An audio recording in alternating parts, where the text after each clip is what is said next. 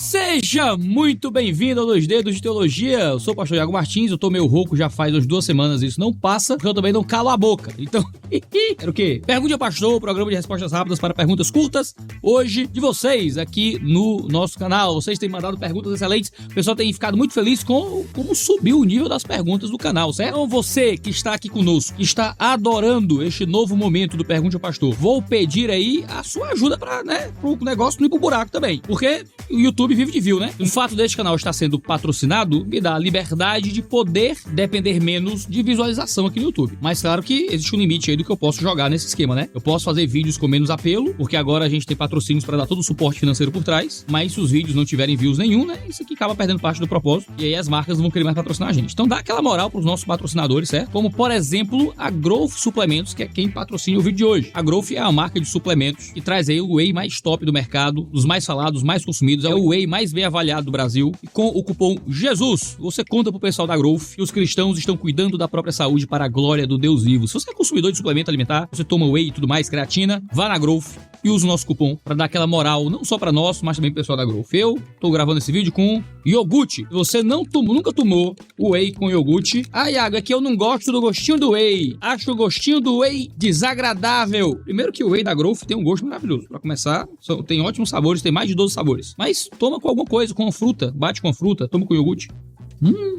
Bora pro vídeo de hoje. Pergunta do José. Pastor, como explicar as pinturas rupestres sendo criacionista? Explicar a existência da pintura, isso é fácil. Primeiro os homens pintaram em paredes. Isso não tem, polêmica nenhuma. Agora, é a datação dessas pinturas, aí pode ser um problema. Essas pinturas têm uma datação que indica uma terra mais antiga do que aquilo que a maioria dos criacionistas está disposto a aceitar. Esse processo de datação é uma coisa que eu não domino.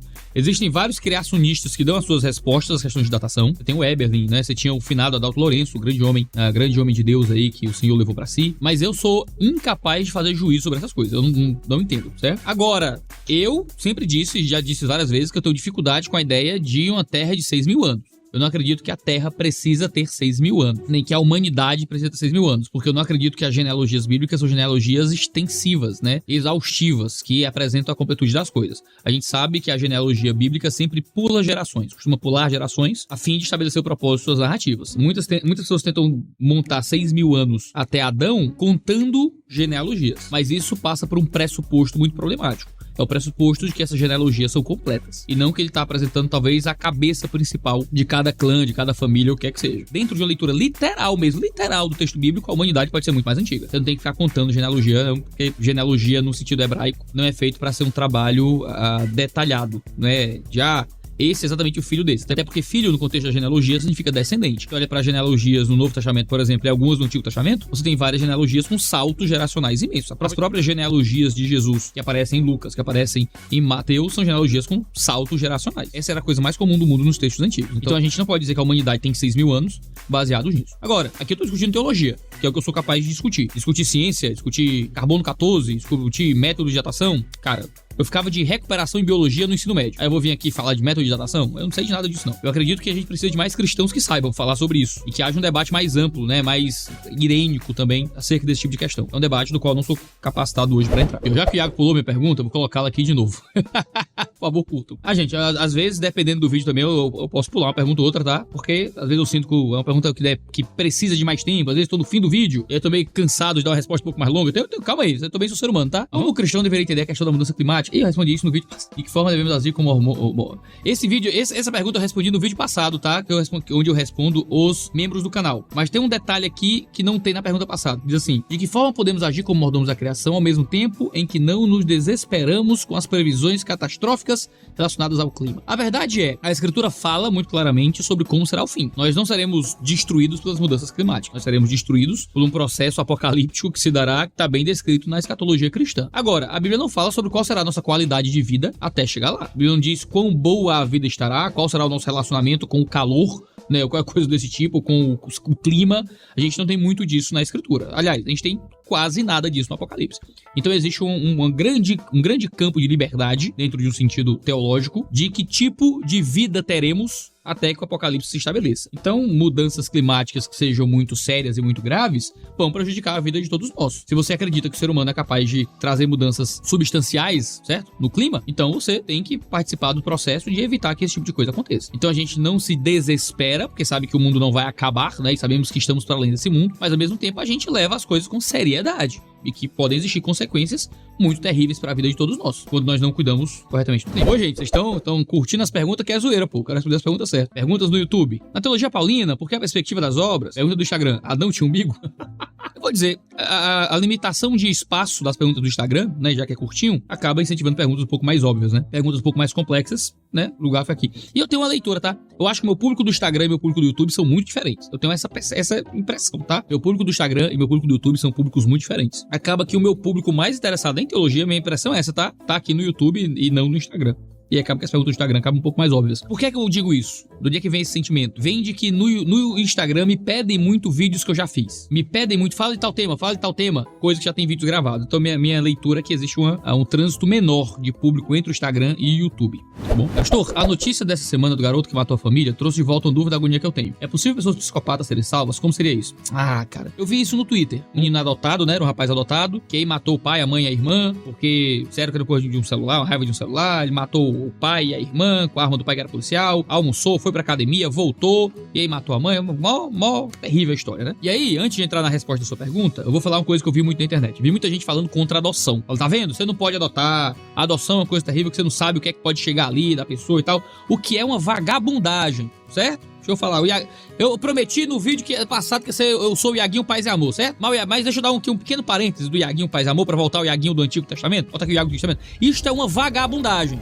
Uma vagabundagem. Você culpar o processo de adoção, ou então o próprio ato de adotar alguém, porque existe um psicopata que foi adotado. Quer dizer que a pessoa que foi colocada para ser adotada, ela é necessariamente filho de pais psicopatas? E agora quer dizer que os pais afetam quem o filho é em nível tão profundo? Quer dizer que é um determinismo biológico agora. É determinismo biológico. Você tem uma influência familiar antiga que você nem tem relacionamento direito, e aí isso afeta quem você é, no seu caráter, na sua identidade, no nível mais profundo. Ou tanto de psicopata que tem aí que não foi adotado, que é filho biológico. A menina lá que matou os pais, não era filha biológica não dos pais? E aí você vai agora falar contra o processo de adoção. Quanto filho adotado aí? A maioria dos filhos adotados não são gente boa? São pessoas que têm um bom relacionamento com os pais? Então assim, você vai deixar de ser um vagabundo, de ficar falando contra a adoção, porque agora, eu entendo isso do mundo, tá? Eu entendo o descrente, que o descrente é filho do diabo mesmo, certo? Mas um crente, ô meu irmão, tu é crente? Tu é adotado, seu marginal. Tu tá entendendo que tu é adotado pelo Deus vivo? Todo crente é adotado. Todo crente. Se é crente, é adotado. Porque o Deus Pai me adotou quando eu era filho das trevas. Eu era filho do diabo.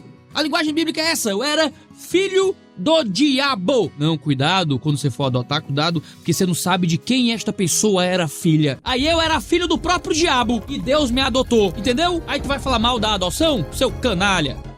Deixa de ser marginal, meu irmão. Adotar é justamente dar ao mundo o mesmo tipo de coisa que recebemos de Jesus. Adotar uma criança é expressar pro mundo o mesmo tipo de amor que foi expresso a nós. Você entendeu? Ou seu pedaço de mau caminho. Deixa o Iago do Antigo Testamento pra trás. Estou em recuperação. Estou em recuperação. Não estou fazendo... Pior que eu saí da terapia. Não posso nem dizer que estou fazendo terapia, porque eu não tô mais, não. Eu nem estou fazendo terapia mais. Mas estou em recuperação. É a guia do Antigo Testamento. A pergunta é possível pessoas psicopatas serem salvas? Sim, certo? Claramente. Uma pessoa que tem psicopatia, sociopatia ou qualquer outro tipo de transtorno de personalidade grave, uma pessoa que tem síndrome de personalidade narcisística, uma pessoa que tem borderline, né, síndrome de personalidade limítrofe, qualquer transtorno de neurodesenvolvimento, tanto faz. Jesus pode salvar essas pessoas. O que é que Jesus faz? Infunde o Espírito Santo. E o Espírito Santo faz com que a pessoa, mesmo com certas limitações neurológicas e com algumas dificuldades sociais, possam agir de forma correta, agir em uma vida social correta e ter sentimentos mais corretos, lutando contra pecados interiores e aprendendo como viver pra glória de Deus. Tem um vlog, eu não vou achar nunca mais, mas uma vez eu encontrei um vlog de um psicopata, certo? Era um vlog, tinha um cara no YouTube que era diagnosticado, psicopatia, sociopatia, alguma coisa assim. Eu acho que ele tinha matado o pai, ele fez alguma coisa terrível aí no passado, e em algum momento se converteu, certo? E faz vlog contando sua experiência de encontrar Jesus, ver a vida da fé, mesmo com transtornos, né, de personalidade. Não sei quem é, se eu achar isso, tu vai achar. Se você lembrar, coloca na descrição aí que eu nem lembro mais, mas faz muitos anos que eu vi isso. Totalmente possível. Na parábola dos talentos, a moral da história é produzir algo com aquilo que você tem ou aperfeiçoar aquilo que você tem. Está relacionado a dons e habilidades ou fazer algo com os bens que tem, dinheiro. Não, a parábola dos talentos vem dentro de um discurso escatológico. Vem depois da parábola das 10 virgens. Eu acho que tem vídeo aqui no canal sobre a parábola das 10 virgens. E vem antes de Jesus falando sobre o julgamento das nações, de quando o Filho do Homem vier em sua glória. O ponto central da parábola dos talentos aqui é a ideia do mestre que vem, de que ele traz uma ordem e a gente não cumpre a ordem que ele dá. Essa é a grande mensagem da parábola. Jesus nos disse como é que a gente deve viver, ele nos confiou talentos, nos confiou os seus bens para que nós cuidemos. Talento aqui é o nome de uma moeda, tá? Não é talento ou habilidade, é talento ou uma moeda. Ele nos confiou uns reais, nos confiou umas bufunfas, nos confiou umas grandas, uns cascalhos, uns cacau, e aí ele disse, cuide bem do meu cacau, cuide bem do meu dinheiro, cuide bem da minha grana. E aí 2 cuidaram bem e 1 cuidou mal. O que cuidou mal, quando o mestre chegou, foi punido. Essa é a grande mensagem central da parábola dos talentos, tá? E é nisso que você tem que focar sua cabeça. Claro que a parábola tem uma mensagem secundária, que é administrar bem as coisas que Deus nos dá. E aí fala de qualquer coisa, dom, talento, dinheiro, recurso, habilidade, própria vida. A gente administra tudo bem pra glória de Deus. Isso significa viver de acordo com a ordem que foi dada e significa frutificar aquilo que Deus nos deu. O cara comentou aqui, ó, Iago, meu pai tem 86 anos, é pastor, tem Parkinson e toma creatina growth usando o cupom Jesus. Mande um abraço pro seu pai, o Davi Moretti. Abraço, pai do Davi Moretti. Deus lhe abençoe. Com base em 1 Timóteo 6,16, mesmo no céu, não conseguiríamos ver a Deus em sua total essência. Então, pra quem não lembra do texto, é o texto que diz que nele, em Cristo, habita a luz inacessível, a quem nenhum homem viu nem pode ver, ao qual seja a honra, o poder sempre eterno e tudo mais. Esse texto tem algumas leituras possíveis, tá? Uma é que nós não poderíamos ver essa luz inacessível em nosso estado natural. E como estamos em nosso estado natural, nós não poderíamos contemplá-lo em sua inteireza, só poderemos contemplá-lo em sua inteireza quando formos glorificados. Essa é uma leitura que eu até gosto. Vamos contemplar Deus em sua inteireza de alguma forma. Alguns vão argumentar por outro lado. Vão dizer que, na verdade, nós vamos encontrar Deus, né, nessa famosa visão beatífica, mas nós não o veremos em sua completude. Eu acho que essas duas coisas estão correlacionadas, tá? Nós nunca poderemos ver Deus em sua completude, porque Deus é infinito e nós sempre seremos finitos, mesmo quando estivermos glorificados. Nós veremos a Deus de uma forma que não será total, e isso faz com que os céus façam sentido como algo eterno, porque o que é que vai fazer com que a gente não fique entediado pela eternidade? É que haverá um Deus cuja glória, majestade e beleza se revelará de forma cada vez mais profunda ao passar de cada momento. Nós nunca esgotaremos a beleza de Deus, então estaremos por toda a eternidade sendo cada dia mais constrangidos e maravilhados pela beleza e grandeza desse Senhor para sempre, porque nunca o veremos em sua luminescência total, porque ele é infinito e nós seremos finitos. Então eu acho que isso faz parte da beleza e da grandeza de quem Deus é e daquilo que esse texto tem para dizer. Sou da Assembleia de Deus desde que nasci e tenho plena convicção de que o Espírito Santo lhe usou para me encontrar no Senhor. Eu estava perdido na minha fé, um momento difícil, por acaso lhe encontrei e passei a amar isso aqui foi o comentário mais curtido do vídeo, tá? Eu não escolhi por outra coisa não, é o comentário que tá mais curtido que tá em cima aqui do Lucas Pereira. Lucas, cara, Deus te abençoe. Pra mim, esse tipo de coisa me deixa muito, muito, muito feliz, muito contente, tá? Eu vou dizer, uma das coisas que me deixa mais grato a Deus é eu voltar a conseguir ler esse tipo de coisa. Eu não sei se você sabe, em 2019 eu passei por um processo de burnout, de, estresse psicológico, e eu não conseguia mais trabalhar tão bem, eu não conseguia mais gravar os vídeos pro YouTube direito e tal, tava muito difícil. Uma das coisas que mais me deixou mal nesse período de burnout é que eu tava de um jeito tão acabado emocionalmente que os testemunhos que chegavam até mim não me afetavam mais positivamente. Então um dia, eu lembro exatamente disso, eu tava no meu pior dia, foi o pior período de crise. Foi um período que eu tive apagão, que eu saí andando, eu nunca contei essa história muito em detalhes pra ninguém na internet, eu acho. Eu saí andando na rua sem rumo, sem saber onde é que eu tava, um negócio meio bad vibes aí, certo? Isso em 2019, nunca mais aconteceu, eu tô bem, não se preocupe, faz 5 anos aí que eu tô legal. Mas foi um negócio bem tenso. E eu lembro que mais ou menos antes, um pouco depois disso, um rapaz me encontrou dizendo, Iago, eu era ateu, eu não criei em Deus, eu tava indo pro inferno, e fui vendo seus vídeos, que eu comecei a assistir seus vídeos, que eu achava interessante e tal, o seu jeito de falar as coisas, e aí eu fui atraído pelo evangelho e né, me converti. E eu lembro que enquanto aquele cara falava aquilo pra mim, eu só queria ir embora, assim, cara, eu não aguento estar aqui, ele falava aquilo, me agredia de alguma forma, sabe? De tão emocionalmente destruído que eu tava, né? Com todo o estresse de trabalho e tal. Então eu fico muito feliz de hoje ler um testemunho como esse e poder sentir isso corretamente, né? Uma coisa que até isso tinha sido roubado de mim. E demorou um tempo pra minha cabeça se ajustar de novo pra eu poder olhar pra isso e dizer glória a Deus, louvado seja o nome do Senhor. Deus seja louvado. Obrigado, Lucas. Isso me encoraja muito poder ver isso. Iago, em Lucas 7,47, por isso te digo, perdoados lhes são seus muitos pecados, porque ela muito me amou, mas aquele a quem pouco se perdoa, pouco ama. Isso quer dizer que o quanto nós amamos o Senhor influencia no perdão dos pecados? É possível alguém que pouco foi perdoado aprender a amar muito a Deus? Então, na verdade, esse texto está falando muito mais sobre a percepção que ela tem de si do que do fato absoluto do perdão do pecado. Às vezes a gente tem uma má compreensão desse texto aqui. Jesus está trazendo uma linguagem não absoluta. Um foi mais perdoado que o outro, mas de percepção. Esta mulher